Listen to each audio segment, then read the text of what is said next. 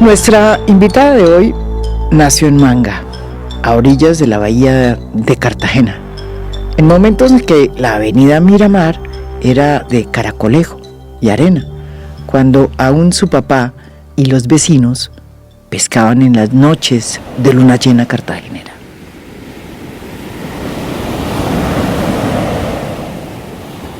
Le dicen María Mulata, en referencia a ese pájaro de color negro pardo y de pico blanco que hay por toda la Heroica y que son reconocidos porque han sobrevivido a todo. Viven en grandes colonias, las María Mulatas, se defienden colectivamente y protegen a sus crías y a los débiles. Y ambos, macho y hembra, tienen nombre femenino, son María Mulatas.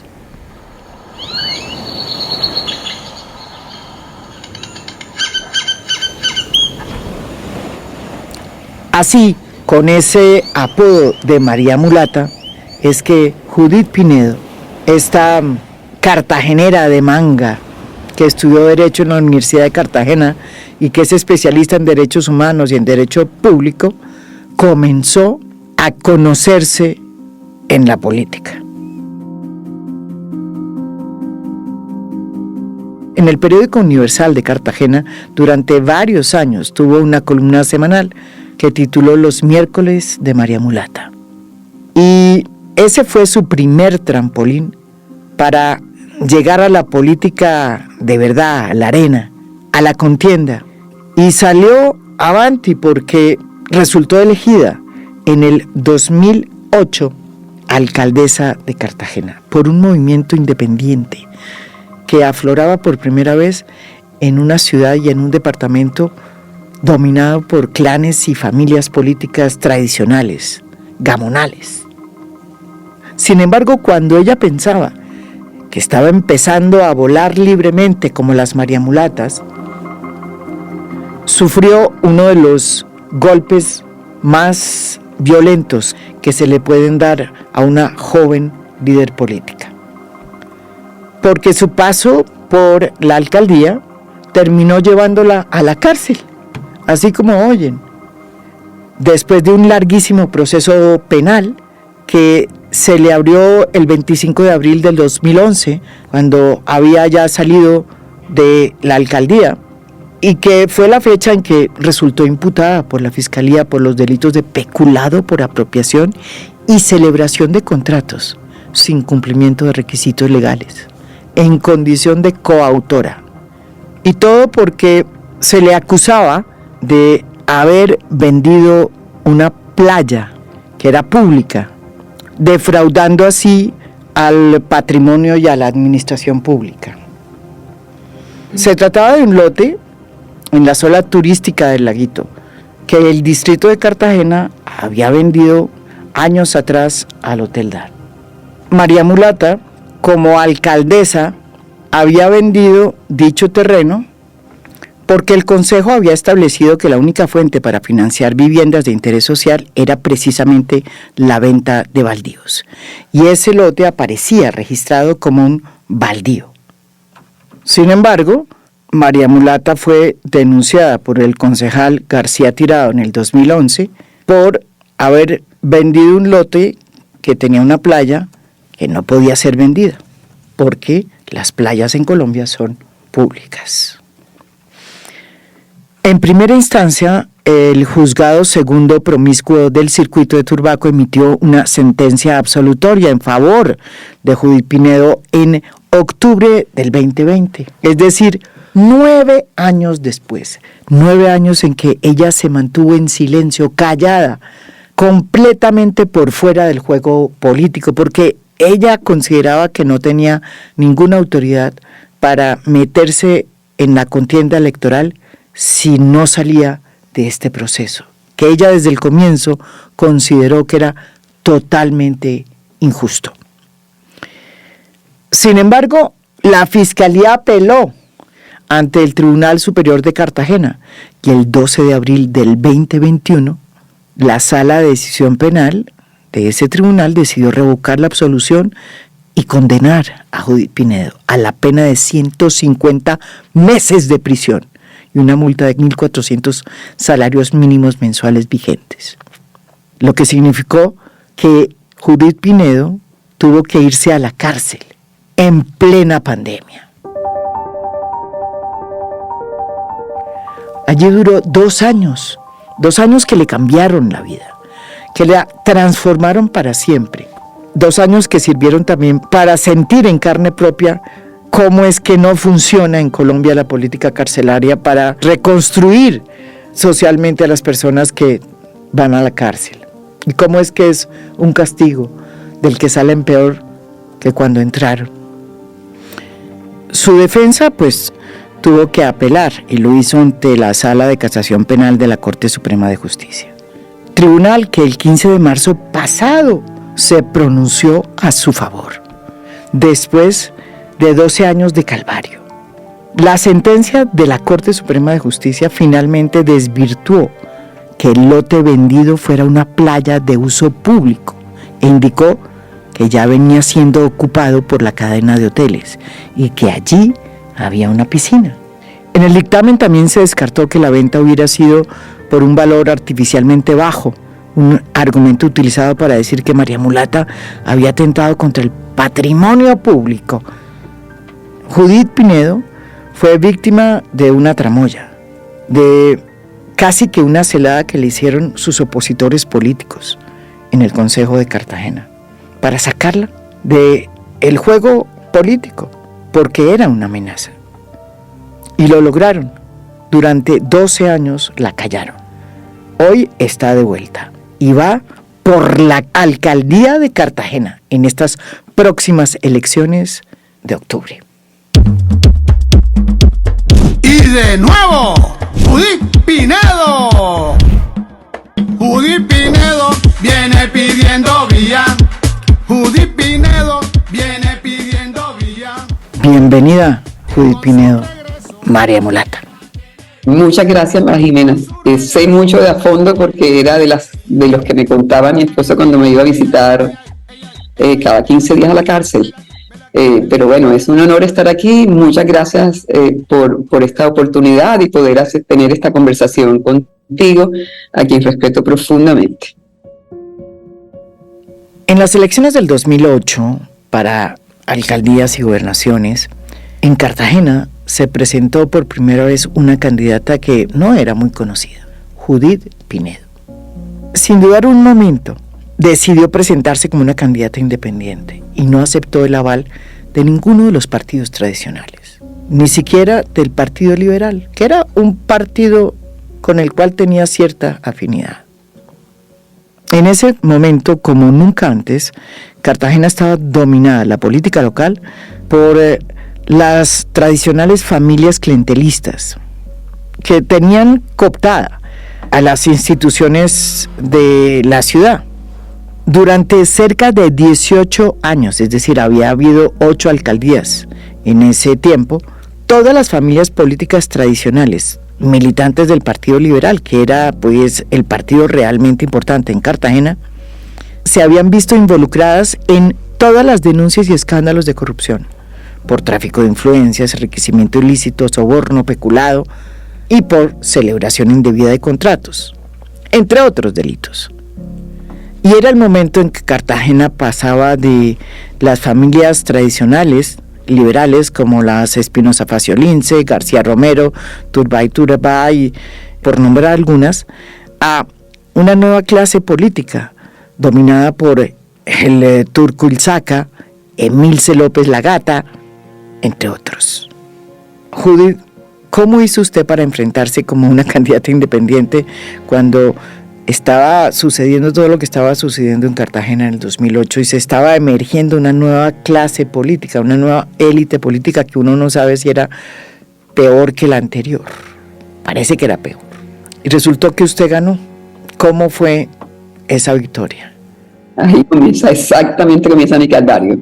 Pues nosotros nos presentamos a la ciudad con la propuesta ciudadana María Mulata y yo terminé teniendo el nombre de María Mulata porque la gente terminó diciéndome así, a mí me parece maravilloso, pero nosotros irrumpimos haciendo una propuesta muy cartagenera, por eso se llamó María Mulata, porque la María Mulata es un pájaro que solo tenemos en Cartagena, que es una ave negra, que está en todas partes. Cuando ustedes vienen de turistas, creo que la ven en la playa, en las piscinas, en todos lados.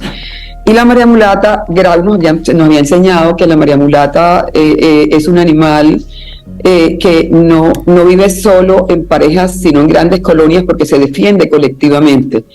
Y nosotros pensamos que así debemos defender Cartagena colectivamente. También nos enseñó que la María Mulata tiene el profundo color azabache que tiene el macho y como el color cafecito que tengo yo, que es como la raíz común de una buena parte de los cartageneros, que nos hace bailar como bailamos, que nos hace que reaccionemos ante los tambores. Y además la María Mulata ha sobrevivido a todo, como los cartageneros. La María Mulata comía anteriormente solo un tipo de hoja, ahora come sándwich, pizza, ahora te puede comerlo, pero no se deja morir como nosotros. Y sobre todo en ese momento y ahora, la María Mulata es un animal que el macho y la hembra tienen nombre de mujer. Entonces lo que quisimos decir, miren, durante muchísimos años la ciudad se ha visto con los ojos de los hombres, y necesitamos los dos, los ojos de los hombres y los de las mujeres. Creemos que es hora de que las mujeres metamos más nuestra visión en las definiciones de la ciudad. Y efectivamente, en ese momento, el candidato a la alcaldía, que todo el mundo pensaba que iba a ganar, era el candidato del alcalde en ese momento, que era Nicolás Curi. Tenía el acompañamiento de todos los senadores, todos los representantes, todos los diputados, todos los concejales, todo el mundo. Y nosotros íbamos por el camino al medio, yendo a todas partes, a contar por qué creíamos que teníamos que estar aquí y por qué era importante que hiciéramos política por la ciudad. Y bueno, resultamos elegidos. Eso fue realmente impresionante para todo el mundo, y desde ahí empezó la dificultad. ¿Por qué? Porque tradicionalmente las alcaldías han definido han llamado gobernabilidad algo que no es gobernabilidad. Sí. Que es entregarle cargos de dirección a los sectores políticos, de manera que el contubernio empieza desde el principio, y entonces no hay ni control político, y lo que hay son jefaturas pequeñas. Y yo lo que decía era, en la campaña, en ese momento, miren, aquí ninguna secretaría es finca de nadie. Estos no son fincas particulares. Sí. Aquí todo el mundo tiene que estar en un solo proyecto, que el proyecto es Cartagena. Y claro, eso fue muy fuerte para los sectores políticos. Entonces, esto que me pasó empezó desde el momento en que gané las elecciones. Yo sabía que iba a ser duro, sabía a qué me enfrentaba, pero siempre confié en que la justicia iba a protegerme. Eso es lo más duro que me ha dado, de lo que me ha pasado. Que no me protegieron, sino que hicieron algo que claramente es un lawfare, que es utilizar y dar la apariencia de legalidad a lo que no era legal. Y eso es lo que la Corte, en una sentencia impresionante, aclara y dice, frente a la situación que vivió Vivian El Hayek, la secretaria de Hacienda de ese gobierno, que dejó su gerencia de su empresa exitosa en el sector privado para venir a trabajar por Cartagena. Y yo vuelvo a estar aquí, ni siquiera porque quiera ser la alcaldesa de Cartagena, vuelvo a estar aquí porque creo que necesitamos seguir haciendo política por la ciudad, y porque el mensaje que debe quedar en la ciudad no es el mensaje de que la decencia no puede hacer política, porque la política es la propiedad de unos cuantos en la ciudad. Aquí no. Aquí vamos a luchar para demostrar que la ciudadanía en Cartagena, desde mi elección, ha tomado decisiones independientes e importantes frente a los políticos. Judy, ¿por qué no cuenta cómo le montaron a usted un proceso que fue hecho de manera quirúrgica, evidentemente súper planeado por sus enemigos políticos, para sacarla del escenario político de Bolívar y de Cartagena? Cosa que lograron por 12 años. ¿Por qué nos relata cómo comenzó esta historia? ¿Quiénes fueron los arquitectos de esta patraña? Yo llego a la alcaldía en el año 2008, y en el año 2007 pues se aprueba el presupuesto del 2008. Es decir, yo no era alcalde cuando aprobaron el presupuesto del 2007, todavía el alcalde era Nicolás Curi. Y el proyecto de presupuesto que presentan y que aprueba el Consejo en ese momento, dice que para poder hacer vivienda tienen que venderse los baldíos del distrito. Entonces, claro, apenas llega a la Secretaría de Hacienda, mira el tema en una ciudad donde había que hacer 60.000 viviendas, 30.000 por construir, 30.000 por mejorar, y empieza el proceso con el reglamento que el mismo Consejo estableció. Y entonces ella arranca, coge todas las escrituras que hay, escrituras que son de 10 años atrás a cuando nosotros llegamos. O sea, es que es una cosa que nadie cree que hayan podido hacerme esto. Y efectivamente entre las escrituras había una escritura del año 99, escritura pública, debidamente escrita en el registro de instrumentos públicos, sin ninguna objeción por parte de nadie, donde se establece que era un lote del distrito de Cartagena. Ese lote, esos lotes baldíos, ¿cómo los escrituró el distrito? El distrito había hecho un esfuerzo desde muchos años atrás de cuando la nación le cede los lotes baldíos a los municipios, de organizar el tema de los lotes baldíos que estaban ocupados. Y encontró que el Hotel Dan había construido desde su inicio el lote en su piscina, que toda la vida ha tenido en un lote baldío, que era el de esa escritura. Bueno, por eso, que tenía escritura pública, que era imposible que hubiera dolo allí, ni nada, porque la escritura pública la habían hecho 10 años antes, no la hice yo, no la hicimos en nuestro gobierno. Por eso de ahí arrancaron, diciendo que eso no era sino una playa, y digamos, enredaron la pita de tal manera que lograron en segunda instancia esto, porque la Procuraduría en el tiempo de Ordóñez había dicho no hay ni siquiera una infracción. Ellos habían estudiado la situación, mirado las escrituras, todo, ¿no? El juez de primera instancia dijo no hay delito, pero llego a la sala penal y en la sala penal dicen que cometí un delito y que merezco 12 años, 8 meses de cárcel, con una escritura pública que no hice yo, sino que la encontré de 10 años atrás, y que me daba la seguridad jurídica para tomar esa decisión, para poder hacer vivienda de interés social, que era la única manera de financiarla. La Corte le dice después a la sala penal, aquí solo hubo delito en la inventiva del tribunal para armar unas pruebas que no tienen nada que ver con lo que se está definiendo aquí, y bueno, dice, hay una certeza jurídica que fue lo que se hizo aquí no hay ni medianamente un delito, aquí nunca se cometió un delito. O sea, me denuncian en el 2009. Exacto. ¿Quiénes me denuncian? Esto es increíble. Uno de los concejales que sabía que no era una playa porque había aprobado que el presupuesto del distrito del 2008 tuviera ese componente de venta de baldíos. Bueno, uno de esos es el que inventa esta vaina, ¿no?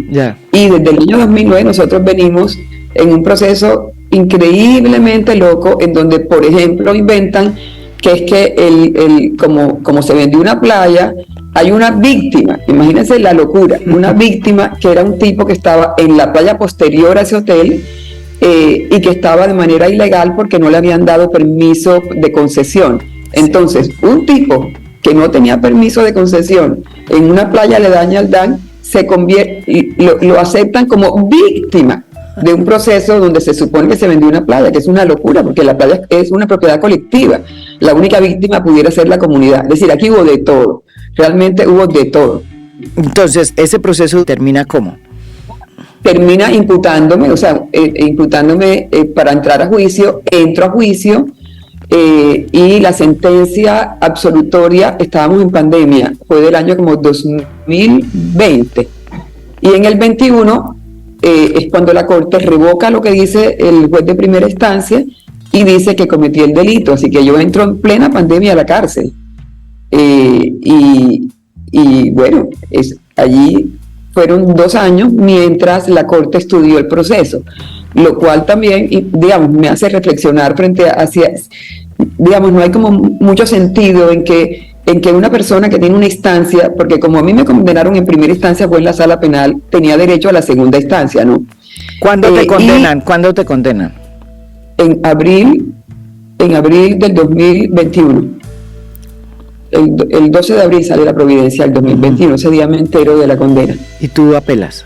Y salgo el 15 de marzo, exacto, se hace una apelación especial, pero bueno, con los tiempos y la cantidad de trabajo que tienen esos despachos, se toman 2 años en estudiarlo. Pero lo que me parece ilógico es que si hay una posibilidad de un recurso, o sea, uno tenga que estar pasando lo que yo hasta que resuelvan. Y lo lógico sería que se pudiera estar, libre hasta cuando se tome una decisión definitiva, porque, digamos, no hay manera de que nadie me devuelva estos 2 años de soledad, de cosas difíciles, de sufrimiento, de dejar de trabajar. Yo soy una persona que vivo de mi sueldo, y esto no solamente me afectó estos 2 años, sino que además me afecta cosas como mi jubilación, por ejemplo, porque son 2 años que no gané ni 5 centavos. O sea, todo esto tiene una cantidad de bemoles frente a lo que significa una persona capturada y encerrada, que sabe que no ha cometido ningún delito. A mí me daba mucho más duro la injusticia que la cárcel, porque yo decía, pero no hay derecho, marica. Aquí en Cartagena todo el mundo sabe, cada gobernante que sale, cómo sale y cómo entra. Todo el mundo sabe que yo vivo en el mismo apartamento que he vivido 40 años, que pagué durante 15 años, que mi vida no ha cambiado para nada, que no tengo una silla nueva después de la alcaldía. Y resulta que todos los que salen con grupos económicos riquísimos, que más nunca tienen que trabajar, eso no pasa nada. Y yo estoy en la cárcel por una cosa que efectivamente ni siquiera es un delito. El mensaje es muy fuerte. Por eso, para mí, yo tenía dos maneras de afrontar esto cuando salí. Encerrarme y ponerme a demandar frente a la injusticia que cometí, y que la Corte lo hice con tanta claridad, o contestar diciendo, miren, nosotros no podemos aceptar que le hagan esto a otro político en Cartagena, a otro político progresista que se ha enfrentado a la corrupción permanentemente, que se ha atrevido, porque la ciudad tiene que tener más gente haciendo política, clarísimamente. La ciudad ha estado capturada durante mucho tiempo por gente que llega y que define que es mejor comprar votos en Cartagena para poder estar en los cuerpos colegiados, colectivos, porque, claro, es una presa más apetecible porque maneja mayores recursos que el resto del departamento. Eso tiene que parar. Uno tiene que invitar a la gente a hacer política. Y yo creo que si para algo puedo servir de instrumento, tiene que ser ahora, y tiene que ser a la gente diciendo, no voy a tener miedo. Fue horrible lo que me pasó, pero en este momento mi respuesta es, no voy a tener miedo, y quiero que menos gente tenga miedo y que más gente se atreva a participar en política en Cartagena. Judith, usted estuvo en la alcaldía de Cartagena entre el 2008 y el 2011.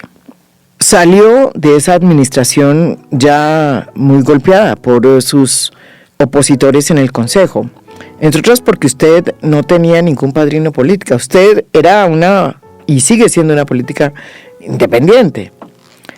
Y en el 2013, es decir, al poco que usted sale de la alcaldía, tiene que enfrentar la imputación que la Fiscalía le hace a usted, además de manera rapidísima.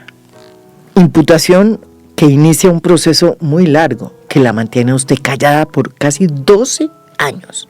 12 años en que no volvimos a saber nada de Judith Pinedo ni de María Mulata. ¿Cómo fueron esos 12 años? ¿Y cómo fue ese silencio? La imputación es cuando dicen que me van a llamar a juicio, porque hay motivos para llamarme a juicio. Esa es la imputación. Y ahí ya, digamos, era muy complicado para una persona que tiene un perfil político como yo participar. De hecho, me llamaron, por ejemplo, para temas de cargos públicos nacionales, y yo no podía aceptar nada porque, digamos, yo sí no tengo posibilidad alguna de, si hay algo a lo que tengo que enfrentar, yo no puedo afectar con eso a nadie más, así que yo tuve que decir que no a cualquier cosa. Seguí trabajando temas de pobreza en todas partes, que es lo que a mí me interesa, lo que me hace moverme en el tema político. Estuve en asesorías en el Pacífico y demás, y en el Caribe, en los mismos temas, pero no volví ni a, digamos, de hecho intenté en el 2014, un poquito antes de que se hiciera la imputación, o después, antes, sí, aspirar a algo que yo me equivoqué en esa aspiración, que era al Senado, y fue horrible. La gente me decía, eso no, y además de eso, ¿cómo es el tema de la playa? Yo entendí que ya el daño estaba hecho, ¿no?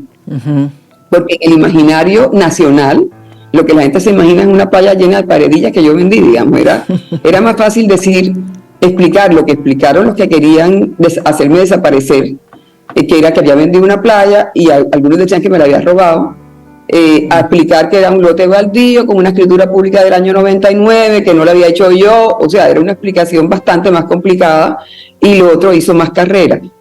Y eso, bueno, eso llega hasta el momento en que ya van a dictar sentencia.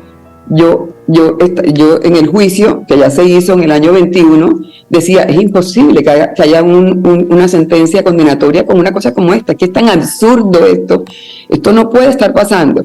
Y efectivamente la sentencia fue absolutoria, como mostraba todo, o sea, es decir, perder tiempo y dinero, porque la Fiscalía mandaba 2 personas mensualmente a este proceso, todo el tiempo que hicieron perder a todos a sabiendas de que no había ningún delito, porque eso es lo más grave de todo, es que creo que sabían que no había ningún delito, y hasta que llega el momento en que la sentencia es absolutoria, entonces apelan, y en la apelación la sala toma la decisión que toma, y yo me entero por un Twitter, y me entero porque alguien me manda el Twitter, y yo no sabía yo no me imaginaba porque me parecía imposible, yo jamás pensé que se atreverían a una cosa como esa, jamás, nunca. Yo estaba, de verdad, he estado en política pensando que hay democracia, y que la democracia funciona, y que la justicia funciona.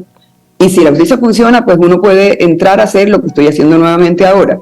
Pero si no, es muy complicado. Eso, digamos, no solamente el lawfare afecta a la persona a la que se la hacen, como me hicieron a mí. Esto afecta a la comunidad en general, porque la comunidad en general pierde un líder, que era una voz para él, que era una posibilidad de acompañamiento. Y además se asusta.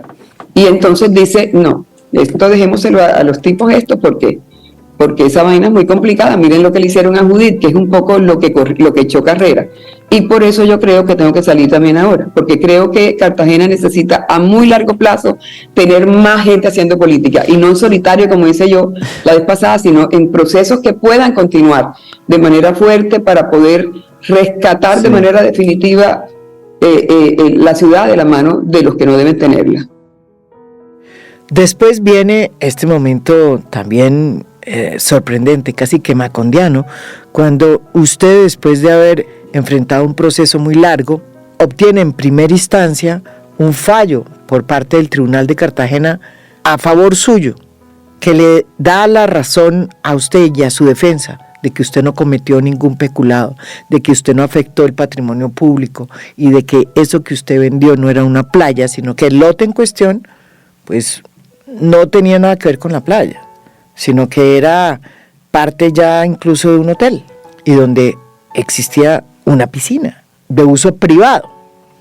Todo esto sucede en el 2020, y cuando usted cree que ya está pues a puertas de salir de este bollo, como decimos, resulta que la contraparte apela la decisión del tribunal, y en segunda instancia usted pierde el pleito y termina condenada a 12 años de prisión.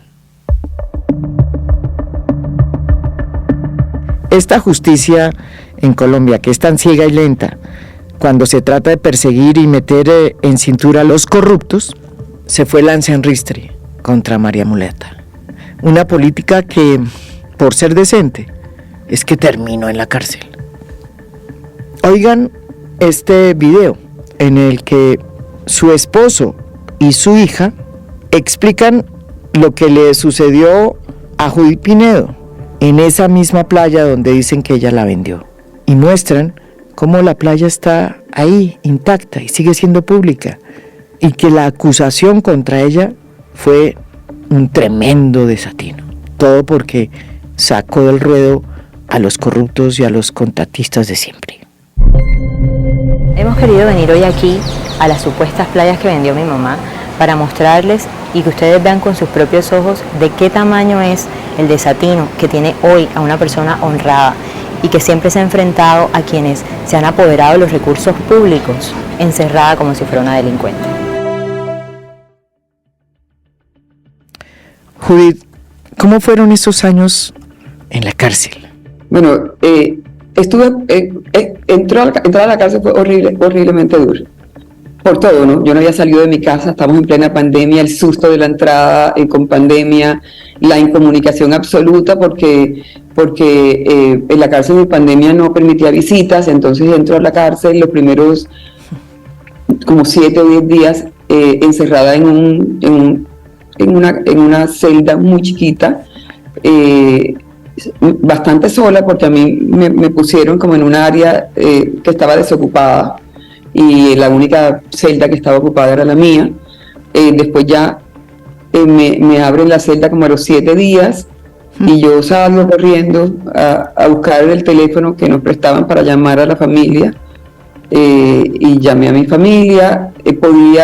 Se supone que podía hablar con ellos en un teléfono de 8 a 1 de la tarde que debían tener en el área psicosocial de la cárcel, pero el teléfono nunca tenía batería, nunca estaba conectado. Eso fue terriblemente tenaz. Horrible. Ya cuando me quejé, pasaron el teléfono a otra oficina en la que funcionó mejor, pero esto no es como dice la Corte, ¿no? Que tiene que tener derecho a la intimidad, ¿no? Un teléfono que siempre había que tener conectado porque estaba dañado, y en el cual tenías que hablar delante de 3 personas que estaban en la oficina, más o menos. Era el momento de comunicarme con mi familia.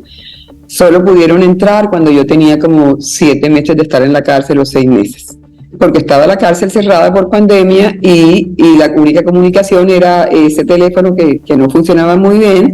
Entonces, bueno, me tocó empezar a escribir y todo era por cartas. Como yo tenía una dieta especial, tuvieron que autorizar que me entrara en la comida. Entonces, cuando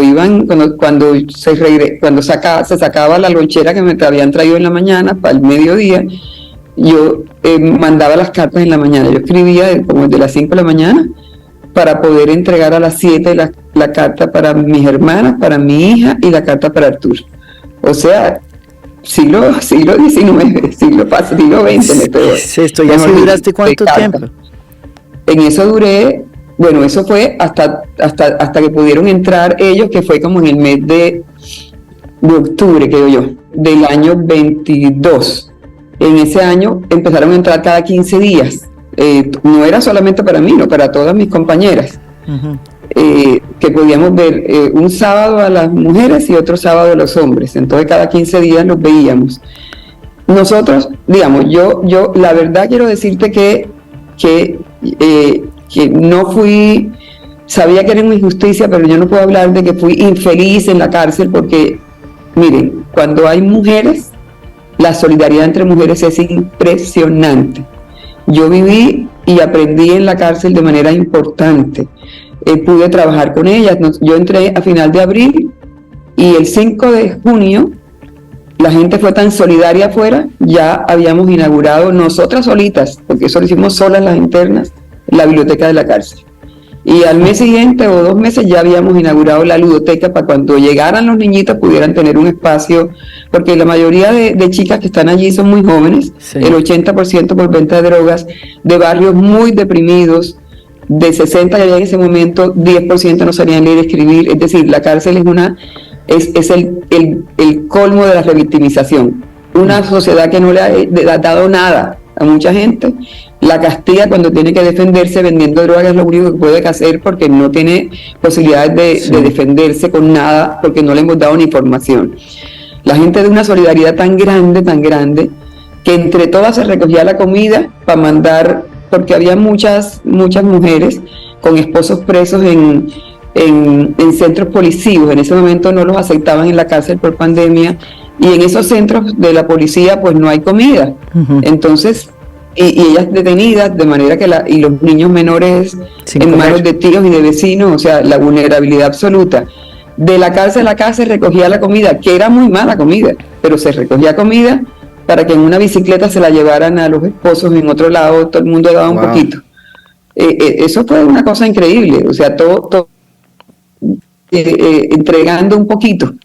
Es decir, a mí eso fue lo que me salvó, la solidaridad entre mujeres. Cuando nosotros vimos que íbamos a pasar diciembre ese año en la cárcel, yo jamás pensé eso, yo pensé que esto era cosa de 4 meses. Nos reunimos y dijimos, bueno, vamos a mandar una comunicación a la dirección proponiendo que hagamos esto y esto y esto, que nos permitieran, en vez de que fuera el 25, la visita el 25, que fuera el 24, cosas que no eran muy complicadas.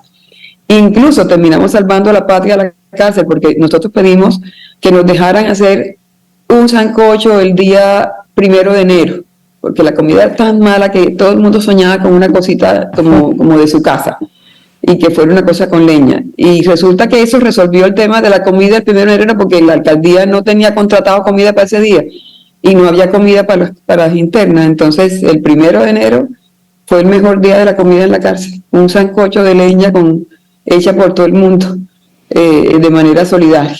Y bueno, en la cárcel inventamos una programación para estar ocupadas todo el tiempo. Yo tenía la biblioteca, y la biblioteca tenía una programación de lunes a domingo, porque como no teníamos familiares durante todo ese tiempo, y teníamos un martes de podcast. Entonces mi familia me mandaba unas cositas para un radio que teníamos, donde podíamos poner podcast de algunos. Y hacíamos, los lunes teníamos programación, teníamos los viernes tertulia literaria todos los viernes, porque digamos en un sitio donde tenemos una biblioteca con gente no acostumbrada a leer, era muy importante la lectura colectiva. Hicimos literatura creativa aún para personas que no sabían leer y escribir, y publicamos un libro de cuentos. Wow. Y uno de los ganadores lo hizo una persona que no sabía leer y escribir, pero que estuvo en el taller de literatura y que trabajamos con ella en eso. Teníamos a las 6 de la mañana lectura para las más ancianas. Teníamos señoras de 74 años. Wow. Imagínate, a esa edad presas por drogas. Es una cosa tan absurda. Entonces ellas tampoco sabían leer, entonces teníamos una persona que les leía, que querían hacer oraciones a esa hora. Teníamos domingos de bingo y de bazares, con toda la solidaridad que teníamos afuera de la familia y de la gente que nos mandaba cosas, y entonces con eso, guardando para sus hijos y para sus cosas. Teníamos ayuda para poder tener lo mínimo que era temas de aseo, ¿no? Que eso era imposible también ahí. Y entonces eso también lo organizábamos. Es decir, teníamos ocupación todo el día. Yo llegaba a las 5 de la tarde, que era que cerraba en la celda, agotada, porque trabajábamos todo el día y luchábamos todo el día contra muchas cosas.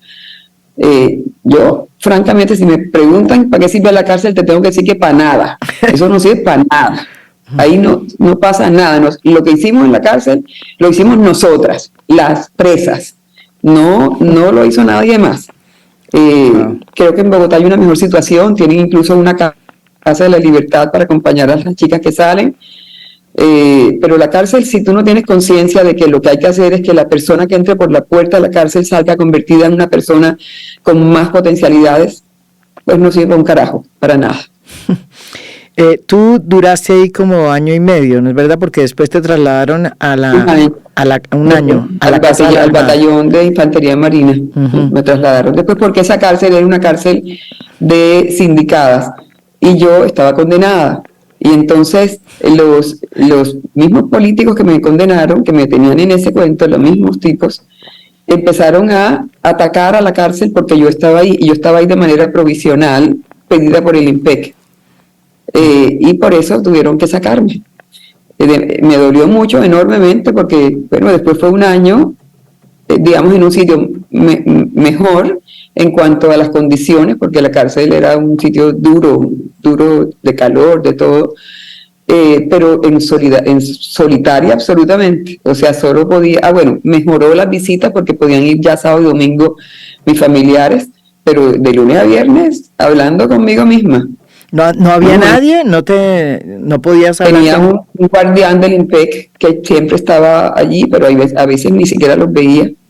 Pero los saludaba, estaban allá afuera, pero estaba sola.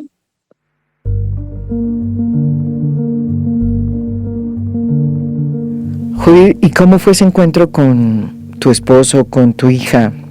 Siempre son 2 años donde a ti el mundo te cambió, donde a ellos también todo este proceso los golpeó, donde se pueden romper muchas cosas, pero también se puede aprender de muchas otras. ¿Cómo te recibió tu familia, el mundo de afuera? Eso digamos, fue impresionante. Yo tuve la fortuna de tener una familia al lado de manera permanente, del amor absoluto de mi familia, de mis amigos. Me mandaban muchas cartas que yo atesoro todavía. Hay cartas que no he leído porque como me hacían llorar, entonces yo tenía la decisión tomada de que nada, que tenía que ser más fuerte, y bueno, leía incansablemente. Y la salida fue impresionante porque yo suponía que eso iba a ser como en abril. Entonces yo siempre pensé que era como en abril que iba a salir, que fue los 2 años que se cumplían los 2 años. Así que cuando salió en marzo, no, fue impresionante. Eso fue una cosa como si se me hubiera reventado el corazón, como si estuviera debajo de un océano y hubiera salido al aire.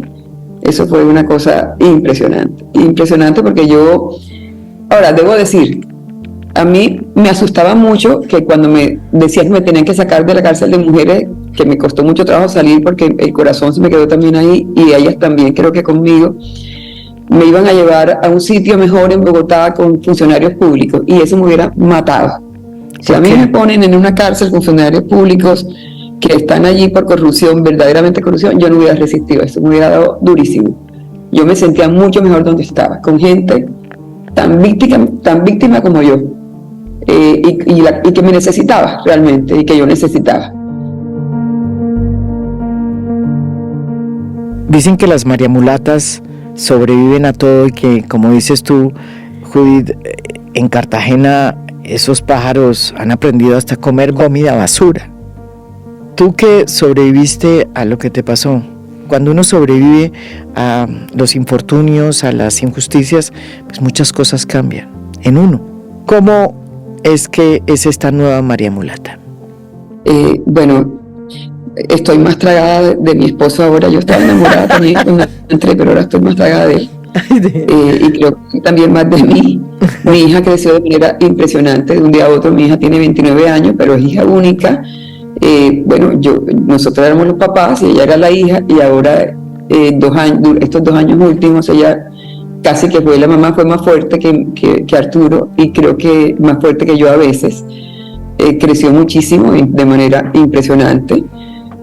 Creo que tengo más claro ahora la importancia de tener redes de amigos, redes de gente. Tengo súper más claro que hay que meterle el hombro al sistema carcelario, pero así a toda. No tiene sentido generar más violencia y más dolor. O sea, una persona en la cárcel porque vendió droga con sus 3 hijos menores afuera de 1 año, de 3 años, de 2 años, es condenarlo a la vulnerabilidad absoluta. Eso tenemos que resolverlo. Lo que yo oí, además de historias de los hombres en la cárcel de hombres, tenaz el tema de cómo se manejan, de quién tiene la influencia, de cómo es el tema de quién define las cosas. No, ese sistema carcelario hay que trabajarlo de manera importante. Yo quedé, digamos, con ese compromiso, tengo ese compromiso, creo que tengo que trabajar por eso también.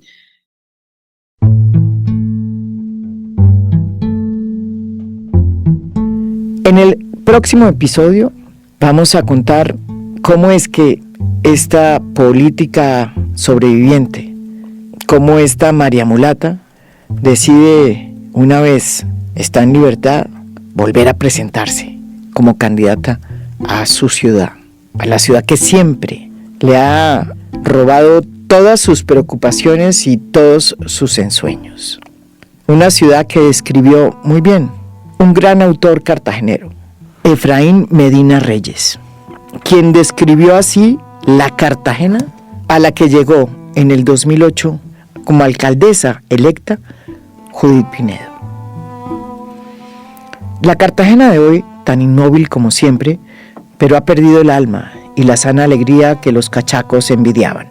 Nuestro proverbial optimismo se transformó, sin darnos cuenta, en amarga resignación. Cartagena es fea y no bastan 3 balcones y una muralla hecha con sangre y odio para cubrir las cicatrices. Hemos creado a fuerza de mezquindad y desidia un pequeño laboratorio del infierno, detrás de la postal. Confundir Cartagena con 3 balcones y un muro hecho con el terror y la ignominia de miles de seres humanos es criminal, porque significa ignorar al 90% de los habitantes que vive justo al otro lado del muro. La guerra por el centavo, la servidumbre, la humillación y la angustia se apoderó de aquella ciudad donde, según Rojas Erazo, todos se conocen de memoria. 16 años después, María Mulata quiere volver otra vez a ser la alcaldesa de este laboratorio del infierno, que hoy sigue siendo una postal, la postal más bella de Colombia, pero que por detrás está llena de cicatrices. En el próximo episodio vamos a hablar con Judith Pinedo sobre cómo es que ella va a emprender este camino para volver otra vez a su Cartagena y ser la alcaldesa de esta ciudad en la que, según Rojas Erazo, todos se conocen de memoria.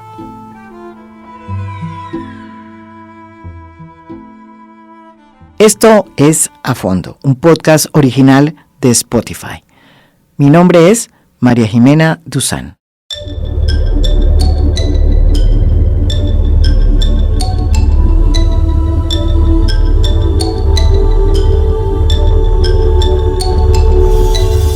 A Fondo es un podcast original de Spotify.